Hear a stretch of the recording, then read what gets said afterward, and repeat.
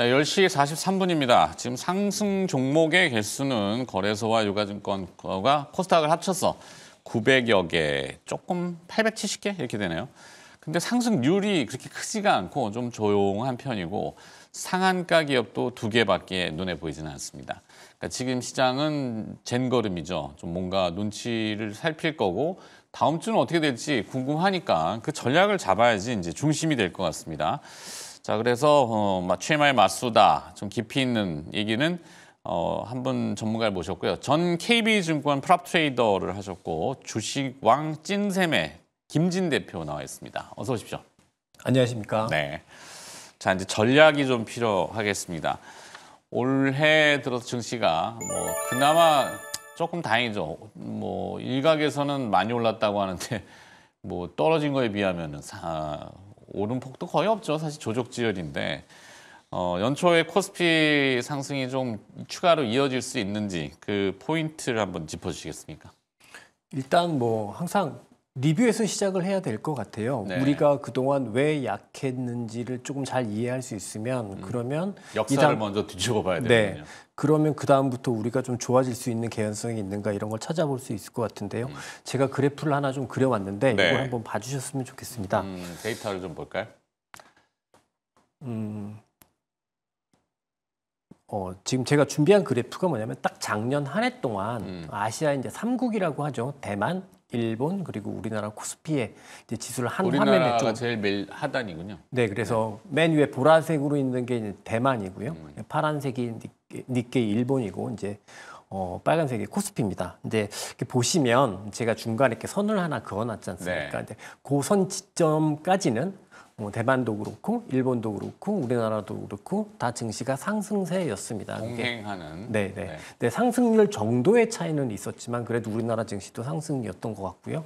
저 7월을 지나고 난 시점부터 보면 대만도 일본도 사실은 상승보다는 박스권으로 갇혀 있는 모습이고 네. 그 상황에서 우리나라는 이제 우하향하는 흐름을 보였다.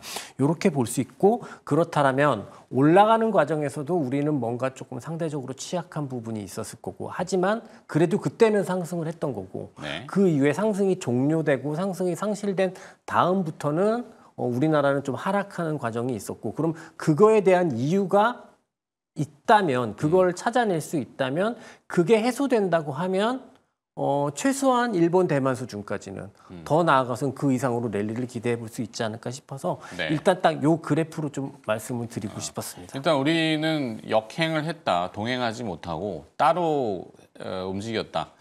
비슷한 절대 비교를 할 수 있는 건 아니고 하지만 지금 이제 그림을 봤을 때 이렇게 상대적으로 아니면은 우리만의 또 취약점 때문에 내려간 주가가 이미 노출된 재료들은 대부분 알고 있지만 그거 이외에 또 무엇이 있을지.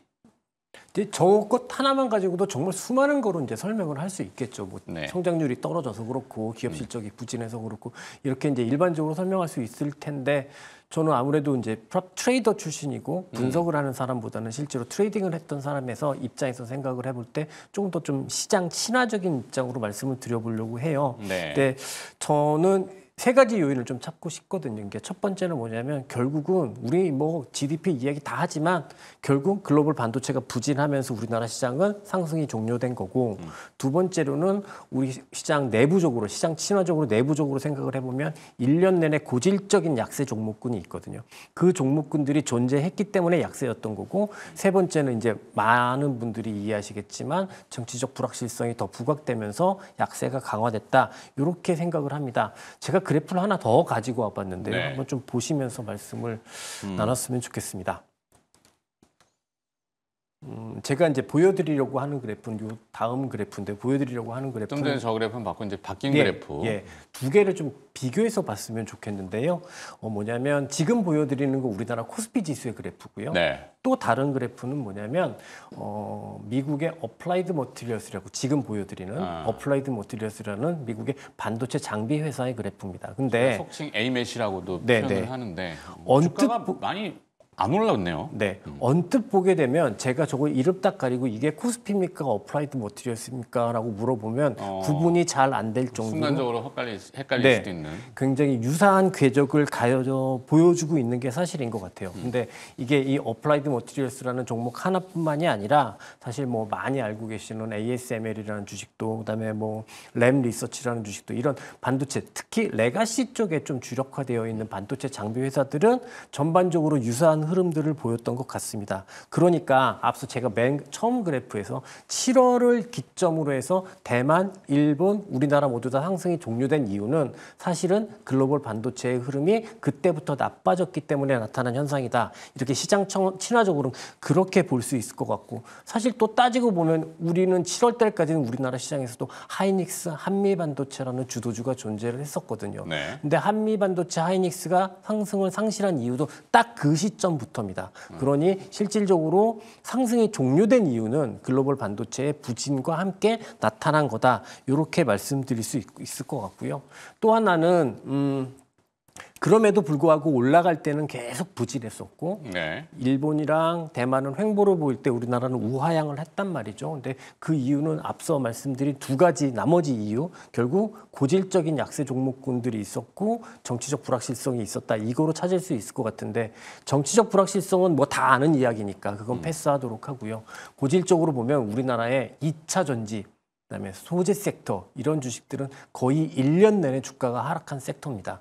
그러니 상반기에도 반도체를 중심으로 시가총액, 우리나라 전체 시가총액 상승이 막 있었지만 계속해서 시가총액의 상승을 가로막았던 섹터들이 있었고, 그 섹터들이 하반기에도 계속해서 시가총액의 상승을 가로막았기 때문에 결국 대만, 일본은 횡보를 보인 과정에서 우리나라는 우하향했다라고 볼 수 있을 것 같습니다. 네. 그러면 저는 이 상황, 제가 말씀드린 글로벌 반도체가 부진에서 벗어나거나, 아니면 우리나라 고질적인 약세 종목군이 2차 전지들이 반전을 하거나, 아니면 정치적 불확실성이 제대로 해결이 되거나, 이 세 가지 중에 한두 가지 정도만이라도 회복을 한다면 네. 대만이랑 일본 수준까지는 회복할 수 있지 않을까라는 그림을 그려볼 수 있을 것 같습니다. 네.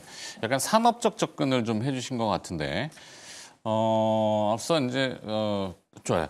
자, 이 반도체라 그러면 전 세계적으로 장비에서는 이 독보적인 기업들이 몇 군데, 그 중에 이제 네덜란드의 ASML은 이제 노광 장비, 네. 그다음에 어플라이드 머티리얼스, 에이메 좀 전에 보여주었던 그 장비는 증착 장비. 네. 증착 장비 그냥 월드와이드 그냥 다 독보적인. 그러니까 그런 장비 회사들의 주가의 한 부분이, 사실 ASML 주가도 좀 봤으면 더 좋았을 것 같다는 네네. 생각인데, 뭐 이렇게 내려와 있는 게 우리 코스피의 궤적과 동일하다. 이게 반도체 섹터를 얘기하신 것 같고. 네. 자, 그렇다면 반도체가 조금 회복할 수 있는 어떤 요인들, 뭐 좀 CS, 뭐 AI 데이터 센터, 자율주행, 뭐 피지컬 AI로 관련된 이야기들을 많이 하잖아요. 네. 자, 여기서 뭔가 좀 해법을 찾아본다면요.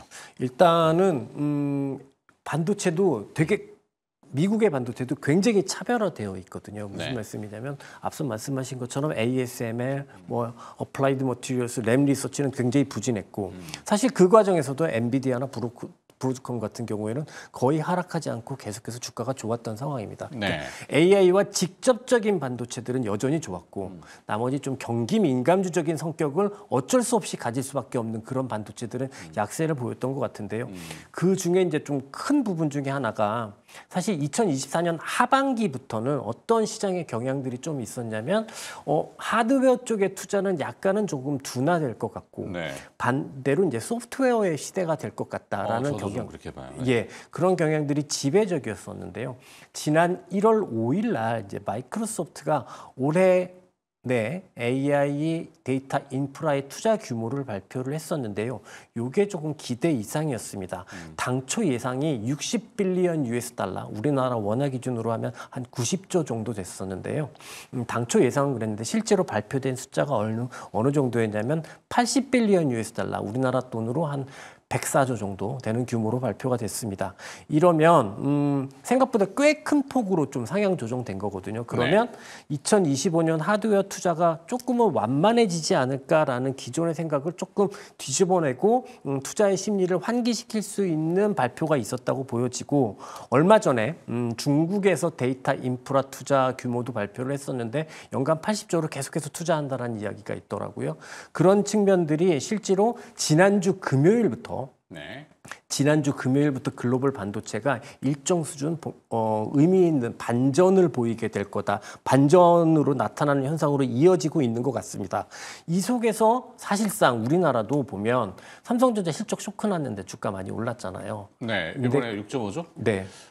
저는 잘 모르겠어요. 쇼크라고 자꾸 표현들을 하니까 쇼크인 것 같은데 눈높이 때문에 뭐 그렇겠죠. 근데 이제 그렇게 쇼크인가 잘 모르겠고. 그걸 가지고도 이제 역발상의 투자라는 이야기도 굉장히 많이 하시는데 저는 역발상의 투자로 이야기하면 굉장히 투자의 기준점을 좀 잡기가 어렵다고 생각을 하고 언제는 안 싸고 지금부터는 싸냐 이렇게 얘기할 수 없지 않습니까? 그런데 실제로 글로벌 반도체들이 움직이기 시작한 게 마이크로소프트의 AI 데이터 인프라 발표를 하고 나서부터 그동안 부진했던 반도체들이 움직이기 시작을 했거든요. 그럼 그 차원에서 우리나라 반도체도 똑같이 보면 될 거다라는 생각을 하고 그 상황에서 하이닉스도 움직이는 것 같고 한미 반도체도 움직이면서 앞서 제가 제일 첫 서두에 말씀드렸던 우리나라 증시 약세의 세 가지 요인 중에 하나가 해소되면서 사실상 우리나라가 조금씩 회복을 보여주고 있다. 이렇게 보여집니다. 그렇죠.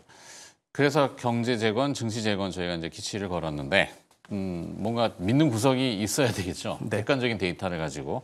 지금 이제 반도체 섹터를 좀 봐주시는데 그렇다면 처음으로 돌아가서 시장이 연초에 잠깐 이번 주에 올라오긴 했습니다. 상승하긴 했습니다만 이것을 반등으로 볼 것이냐 아니면 반전으로 볼 것이냐. 반등은 제한적일 거고 반전은 조금 더 지속성과 상단에 대한 기대감, 회복에 대한 기대감, 강함에 대한 기대감 이렇게 놓을 수 있잖아요. 그걸 좀 정리해 보면 어떨까요? 저는 여기 이제 하나만 더 얹고 싶은데 랠리에 대한 말까지 드리고 싶은데요. 랠리. 근데 저는 현 시점에서는 랠리는 아직까지는 좀 기대하기는 어렵다라는 생각이고 반등의 영역은 조금 넘어선 것 같다. 단순 반등의 영역은 넘어선 것 같다. 그리고 올해 우리나라 지수를 보게 되면 처음으로 작년 7월 이후에 처음으로 하락 채널의 상단을 넘어서서 반전의 영역에 일단 들어가기 시작을 한 것 같습니다. 그래서 저는 나름의 반전의 의미라고 생각을 하는데요. 그래서 그러면 일정 정도 회복 반전까지는 기대를 해본다고 하면 어느 정도로 맞출 수 있을까? 또 제가 그래프를 하나 그려봤는데요. 그래프 보시게 되면 저는 1차 목표치가 한 2,670에서 2,700 그리고 2차 목표치가 한 2,800 내외 정도가 되는 것 같습니다. 근데 보통 저렇게 이제 그래프를 그리게 되고 선을 긋게 되면 저런 목표치는 기술적 분석에 의해서 나오는 거다라고 많이 생각하실 수도 있는데 그런 건 아니고요.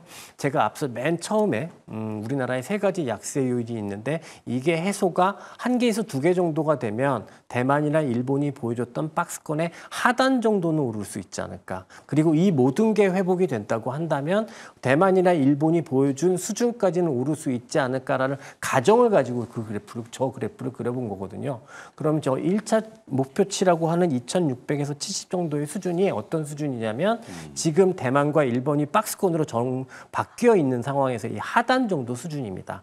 그러면 지금 일단 글로벌 반도체들은 회복을 해내기 시작하는 모습인 거고 우리나라만 움직이는 게 아니라 글로벌하게 같이 움직이니까 하나 정도가 해소됐다라고 생각을 하고 그 과정에서 약간의 정치적 불확실성까지 해소할 수 있다면 1차적인 목표치까지는 생각해보고 현재 관점은 가질 수 있을 것 같다는 생각을 합니다. 1차 목표치는 2,670, 2차 목표치 2,800 정도? 네, 그렇습니다. 저희는 1차 3,000, 2차 4,000, 3차 5,000 이렇게. 근데 그 정도 되면 이제 랠리가 되는 거니까요. 그렇게 뭐 안 되라는 법도 없잖아요. 사실 그렇습니다. 뭐 심리적인 거니까. 자, 반대로 미국 증시는 지금 한참 이제 랠리 한 2년여 넘게 랠리한 것 같은데 어느 위치 저게 절대 뭐 버블이다라고 논하기도 애매하고 그렇긴 한데 이제 등락이 막 있어요. 이게 변동성이죠. 그러면 통상적으로 우리가 느끼기에는 차익을 실현하는 매물과 그다음에 새로 받는 수급과 이제 치열하게 받는 건데 어느 쪽이 더 세냐 이거죠.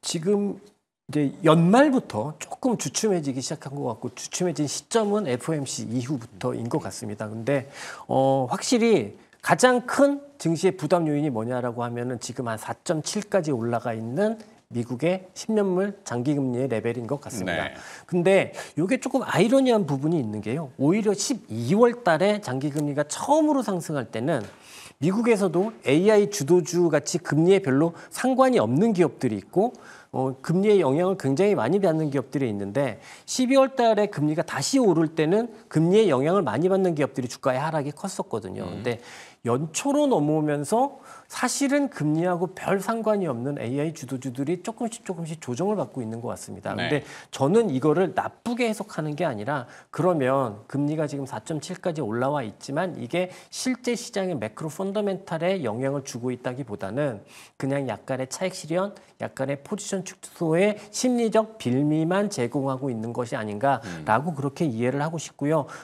그리고 실제로 지금 나스닥이 최근에 주춤하고 있습니다만 기존의 상승 기조에서 크게 이탈하는 모습은 없고 주도주들도 마찬가지거든요. 근데 이탈이 있다라고 하면 너무나 뜨거웠던 양자같이 조금은 내러티브 주식들이 조금 이탈이 있는 것 같고요. 네. 그런 측면에서 생각을 해보면 현재 좀 주춤하고 있는 구간은 단기적으로 생각하는 게 더 맞지 않을까. 장기적으로는 아직까지 크게 걱정할 단계는 아니지 않을까. 이런 생각을 해보게 됩니다. 네.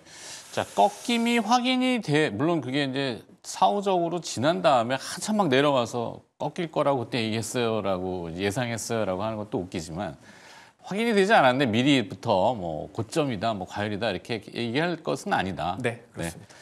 대응의 수순으로 가져가겠다 이렇게 해주셨습니다.